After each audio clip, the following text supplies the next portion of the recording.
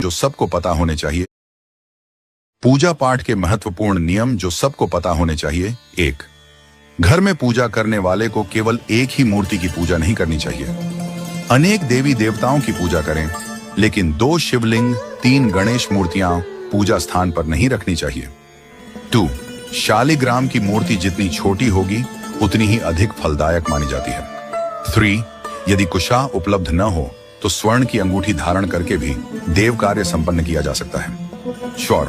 मंगल कार्यों में कुमकुम का तिलक श्रेष्ठ माना जाता है। पूजा में टूटे हुए अक्षत, चावल भगवान को नहीं चढ़ाने चाहिए। 5. पानी, दूध, दही, घी आदि में उंगली नहीं डालनी चाहिए। इन्हें लोटे या महेश तीनों देव प्रसन्न होते हैं। यदि आचमन संभव न हो तो दाएं कान का स्पर्श करने से भी आचमन के समान फल प्राप्त होता है। 8. देवताओं को अंगूठे से नहीं मलना चाहिए। चकले पर से चंदन लेकर भी नहीं लगाना चाहिए, बल्कि उसे छोटी कटोरी या बाएं हाथ की हथेली पर रखकर लगाना चाहिए। 9. पूजा में पुष्पों को बाल्टी, लोटे या जल में डालकर फिर निकालकर नहीं चढ़ाना चाहिए। 10. भगवान के चरणों की 4 बार, नाभि की 2 बार, मुख की 1 बार या 3 बार और समस्त अंगों की 7 बार आरती उतारनी चाहिए। 11.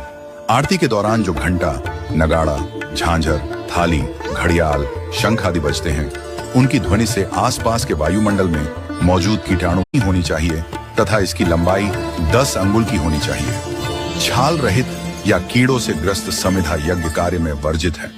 पंखे आदि से हवन की अग्नि प्रज्वलित नहीं करनी चाहिए। 13. मेरुहीन माला या मेरु माला की सबसे ऊंची गांठ का लंघन करके माला नहीं जपनी चाहिए।